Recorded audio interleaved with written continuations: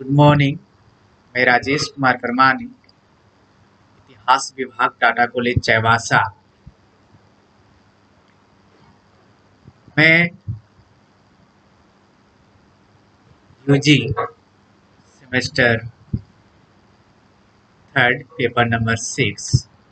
इतिहास ऑनर्स और इतिहास विषय के पीजी सेमेस्टर 4 पेपर 11 जो ग्रुप बी स्पेशलाइजेशन पेपर में आते हैं से संबंधित एक टॉपिक लेके आया हूँ। इस टॉपिक का नाम है सूफिया। जैसा कि हम सभी जानते हैं कि इतिहास के आदिकाल से ही भारत धार्मिक आंदोलनों का उद्गम स्थल रहा है। प्रारंभिक मध्यकाल में भारत में हिंदू तथा इस्लाम धर्म के दो समानांतर आंदोलनों का उदय हुआ है, जो क्रमशः भक्ति एवं सूफी आंदोलन के नाम से जाने जाते हैं। इस आंदोलनों का मुख्य विशेषता यह है कि इन्होंने भारतीय समाज को सैद्धांतिक विश्वासों, कर्मकांडों, जातिवाद तथा सांप्रदायिक घृणा और इसी प्रकार की तत्कालीन समय की इन हिंदू और इस्लामिक समाज में व्याप्त कुरीतियों से मुक्त कराया। मध्यकाल में ये दोनों ही भक्ति आंदोलन और सूफी आंदोलन मुख्य रूप से हिंदू धर्म और मुस्लिम धर्म में ऐसे समय में आविर्भाव हुआ जो तत्कालीन समय में इन दोनों ही समाज में जो कुरीतियां थी, समाज में एक धारणा व्याप्त थी,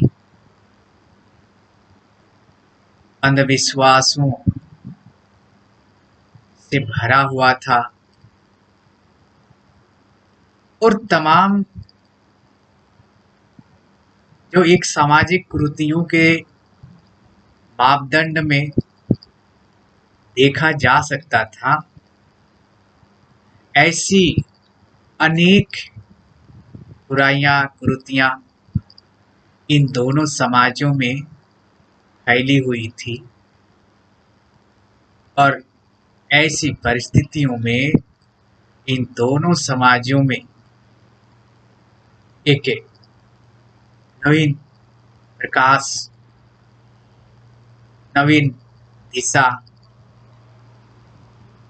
दिखाने के लिए मनुष्य को प्रकाश की ओर, यानी अंधकार से प्रकाश की ओर ले जाने के लिए हिंदू इस्लामी रहस्यवादी विचारधाराओं के रूप में प्रारंभिक मध्यकाल में सूफीवाद का उदय हुआ। क्योंकि इस सूफी आंदोलन का उदय भारत में जब दिल्ली सल्तनत की स्थापना हुई थी, इससे पहले ही यहाँ पर इसका प्रचार प्रसार चरम सीमा पर हो रही थी और इसके अनुरूप ही भारतीय इतिहास और संस्कृति की मूल प्रवृत्ति को तमाम हिंदू और इस्लामिक समाज के लोगों को अपनी और अपनी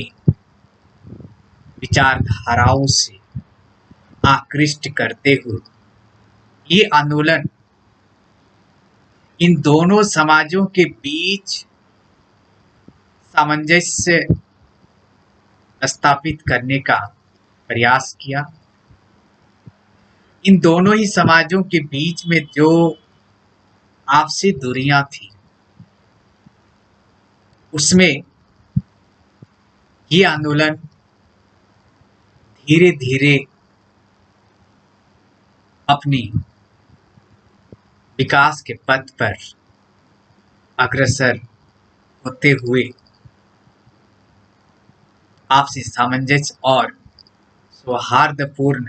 परिवेश में इसका उदय निर्बोध रूप से ये भी कहा जा सकता है कि ये सूफीवादी आंदोलन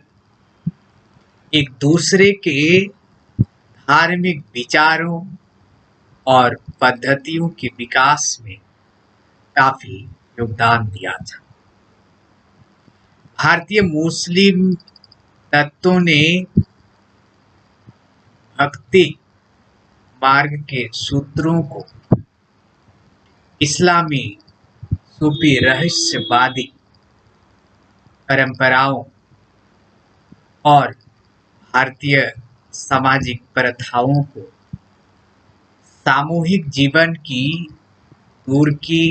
ईरानी रीति रिवाजों से आबद्ध कर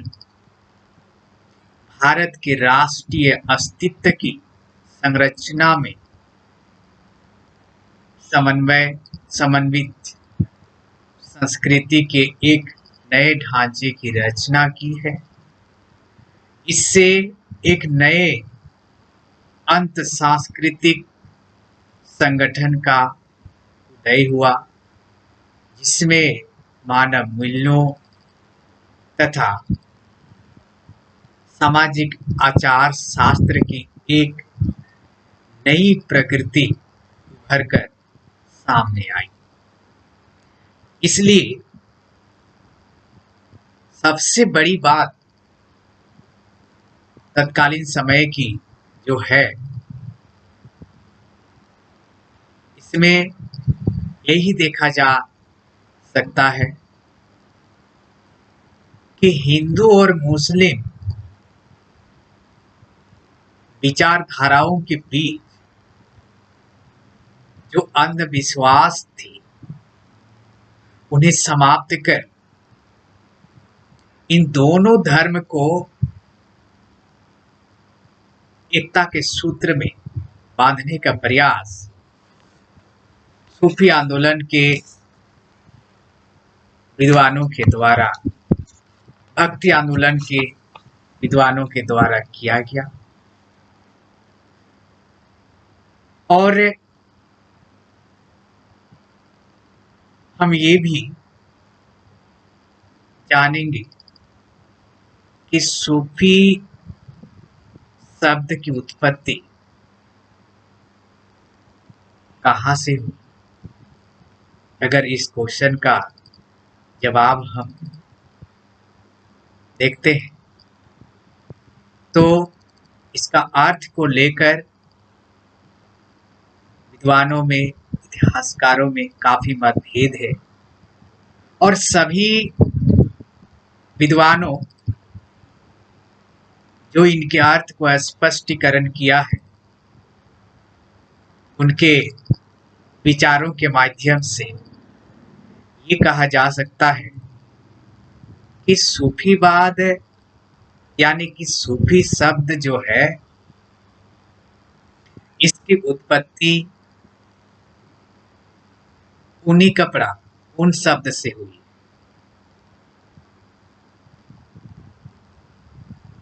इसके बाद कोई ये भी मत व्यक्त करते हैं कि सूफी शब्द की उत्पत्ति सूफ शब्द से हुई। वो ये भी बोलते हैं, ये भी विचार व्यक्त करते हैं कि पहले लोग यानी कि इस्लामिक समाज में धर्म सहिष्णु व्यक्ति पंक्तिबद्ध खड़े होकर अल्लाह की प्रार्थना करते थे। अर्थात कुछ लोग ऊनी कपड़े ओढ़ते थे। कहा जाए तो इसके अर्थ को लेकर के विभिन्न विचार है और इन्हीं विचारों के साथ सूफी शब्द की उत्पत्ति हुई है। और ये सूफीवाद जो है ये एक ऐसी सरिता की तरह था, सूफी मत एक ऐसी सरिता की तरह था जो अनेक स्थलों से आने वाली सहायक नदियों से मिलकर पर्याप्त जल संचय करती थी। सूफी मत इस्लामी रहस्यवाद के लिए प्रयुक्त होने वाला एक सामान्य शब्द है, लेकिन यह केवल एक ही संप्रदाय से संबद्ध नहीं था और इसके धार्मिक सिद्धांत भी समान नहीं थे और वे विभिन्न सिलसिलों या धार्मिक मतों या संघों में संगठित थी और अपनी प्रगतिशील अवस्था में ये सूफी आंदोलन सूफी मत अपनी विचारधाराओं को इस तरह से व्यक्त किया और सभी की विचारधाराएं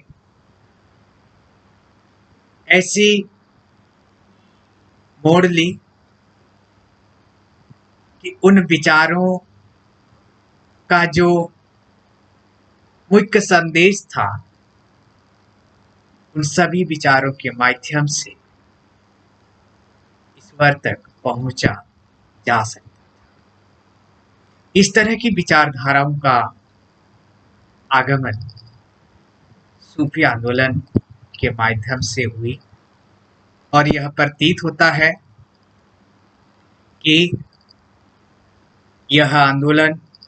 अपनी अवधारणाओं के साथ